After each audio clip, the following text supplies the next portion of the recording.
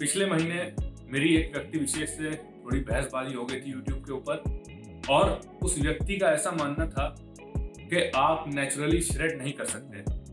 So YouTube पे जो audience भटकी हुई थी उसको ये चीज़ प्रूव करने के लिए मैंने ये कमिटमेंट की कि मैं आने वाले 3 से 4 महीनों में श्रेड होकर के दिखाऊंगा, वो भी नेचुरली। तो आज मैं आपके सामने लेकर आ गया हूँ अपनी 1 मंथ श्रेड प्रोग्रेस, क्योंकि अगर मैं 4 महीनों की ट्रांसफॉर्मेशन एक साथ दिखाता तो फिर लोग कहते कि भाई सामान ठोक लिया है। इसलिए मैं मंथली प्रोग्रेस सोचा कि आपको दिखा दूं। So here it is. Physique comparison दिखाने से पहले मैं आपको दिखाऊंगा बॉडी वेट में चेंजेस और बॉडी फैट परसेंटेज में चेंजेस।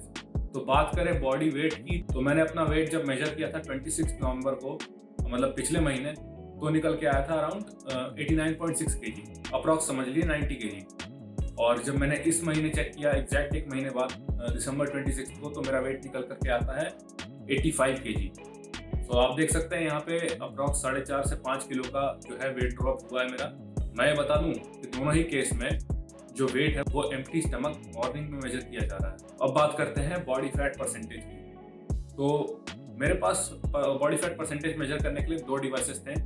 एक मेरे पास बॉडी फैट कैलिपर्स था, मिल जाता है आसानी से, आप भी ले सकते हैं। और मेरे घर में जो ट्रेडमिल लगी हुई है उसमें सिस्टम दिया हुआ है बायोइलेक्ट्रिक इम्पीडेंस का। तो उस पर आप अपने हाथ रख करके एज, हाइट, वेट, ये सब कैटेगरीज फिल करके आप देख सकते हैं कि कितना आपका बॉडी फैट परसेंटेज है। तो इसमें मैंने जो पैरामीटर लिया है वो दोनों का एवरेज निकाल करके लिया है कि दोनों की रीडिंग ऊपर नीचे आ रही थी। थोड़ी बॉडी फैट अलग दे रहा था और कैलिपर अलग दे रहा था, और ये बायोइलेक्ट्रिक इम्पीडेंस वाला सिस्टम अलग दे रहा था। तो मैंने दोनों का एवरेज लिया। फिर तो 26 नवंबर को जब मैंने अपना बॉडी फैट मेजर किया कैलिपर्स से, तो उसमें निकल के आया अराउंड 20%। और जब मैंने ट्रेडमिल पे इम्पीडेंस वाले सिस्टम पे मेजर किया तो उसमें निकल के आया अराउंड 19%।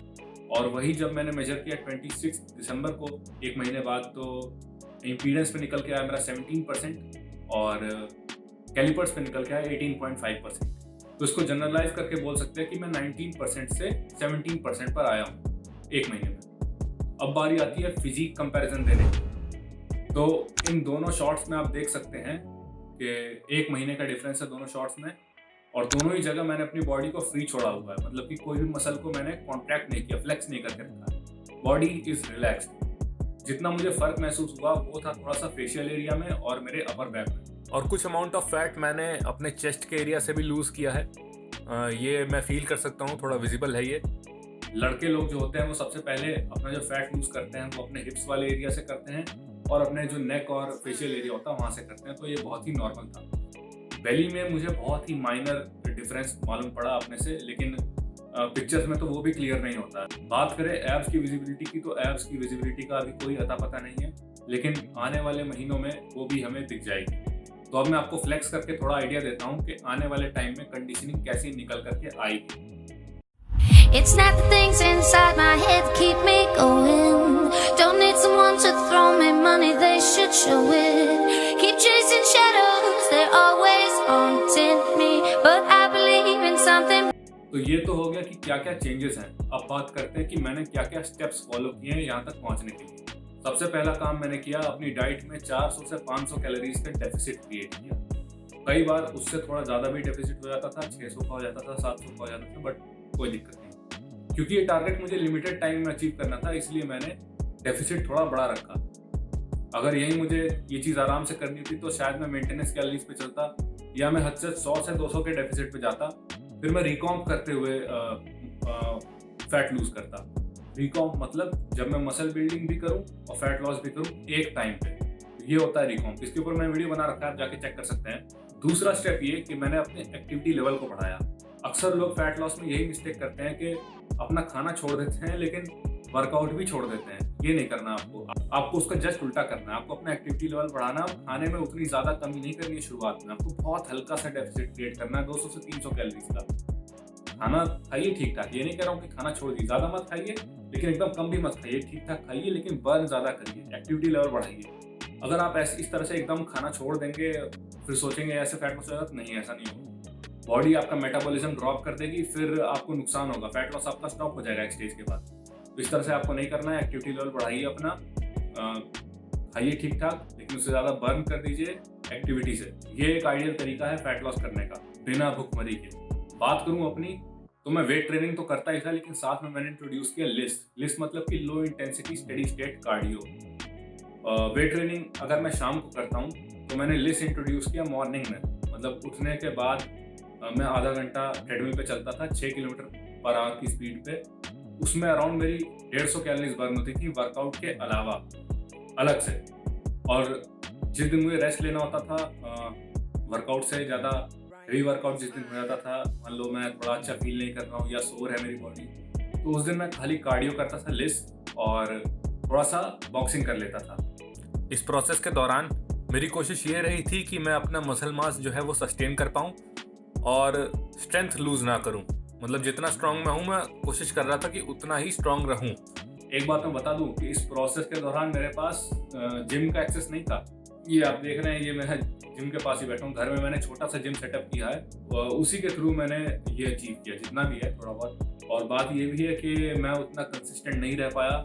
लास्ट हफ्ते मुझे थोड़ा कुछ काम पड़ गया, तो मैंने कुछ दिनों के लिए अपना वर्कआउट बंद कर दिया था और कार्डियो से ही काम चल रहा था मेरा। तो मैं चाहता तो ये जो प्रोग्रेस है मेरा, ये बेटर भी हो सकता था, लेकिन कोई बात नहीं, अभी थोड़ा टाइम बचा है हमारे पास, है ना। तो ये था मेरा 1 महीने का श्रेड प्रोग्रेस, और आने वाले कुछ महीनों में हम बहुत कुछ अचीव करेंगे। और इस वीडियो में मैं कुछ और बातें ऐड करना चाहूँगा related to my previous controversy.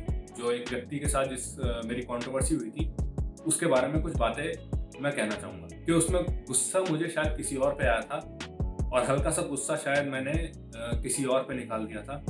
हाँ, बात कर रहा हूँ मैं रूबल भैया की, रूबल धनखड़ भैया जो है हमारे। तो बात ऐसी हो गई थी कि मैं भड़का किसी और पे था, लेकिन शायद मैंने उनका नाम यूज़ कर लिया। यूज़ क्या किया, मैंने बिगाड़ दिया था। मैंने जुबली धनखड़ बोल दिया था उनको रूबल धनखड़ की जगह, और मुझे पता चला कि वो इस बात से खुश नहीं थे। तो मैं उनसे दिल से माफ़ी मांगना चाहता हूँ। तो मैं रूबल भैया से दिल से माफ़ी मांगना चाहता हूँ।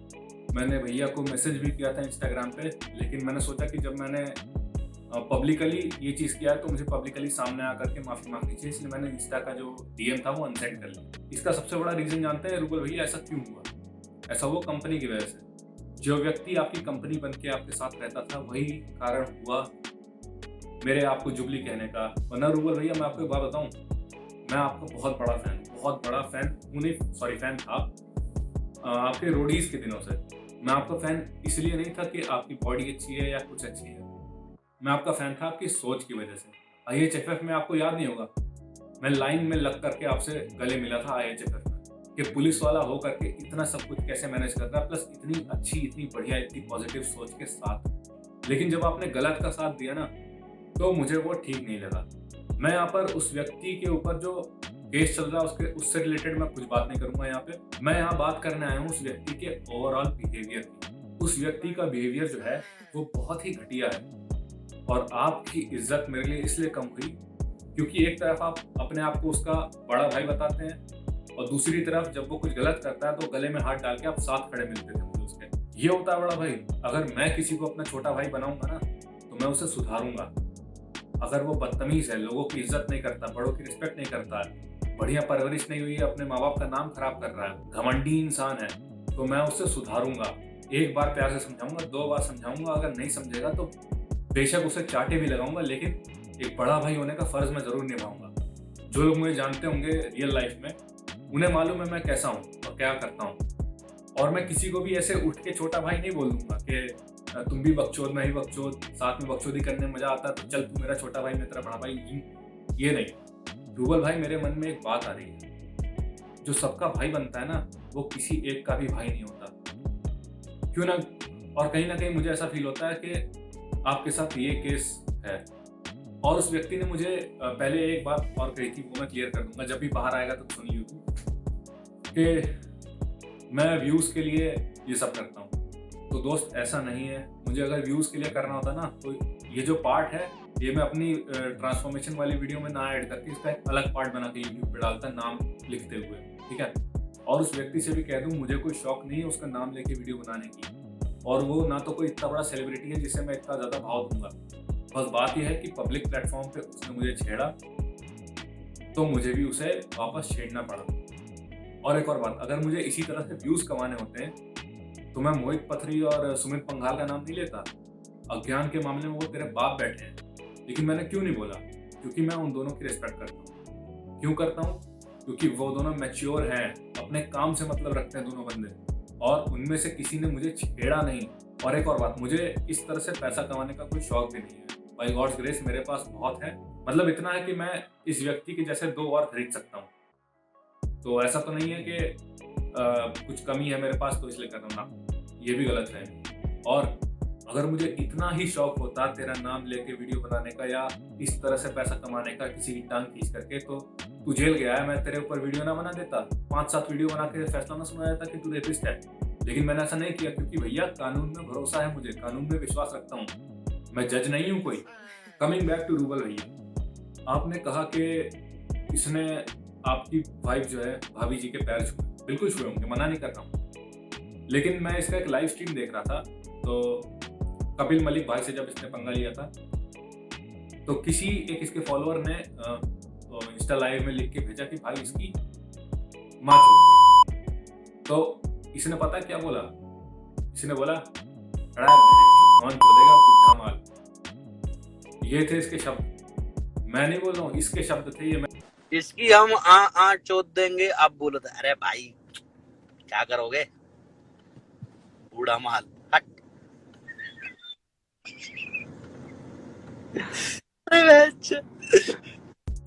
तो ये है इसके मन में माताओं बहनों के लिए रेस्पेक्ट।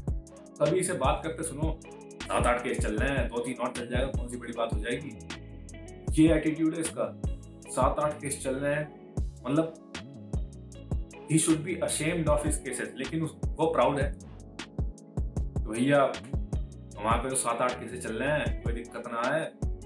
ये पता क्या दिखाता है? ये दिखाता है कि आप सिविलाइज नहीं है, यू आर अनसिविलाइज्ड, जाहिल हैं आप, जाहिल।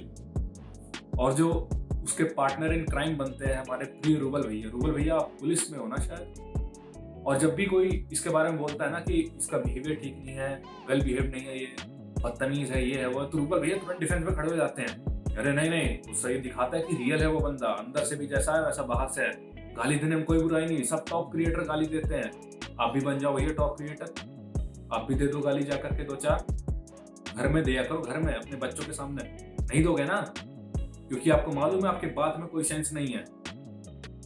अब एग्जांपल लेते हैं ओसामा बिन लादेन का, वो अंदर से भी हरामी है, बाहर से भी हरामी है। तो क्या पूजा करने लगे उसकी, जैसे आप लोग करते हो उसकी? Very honest, this guy is real, he abuses.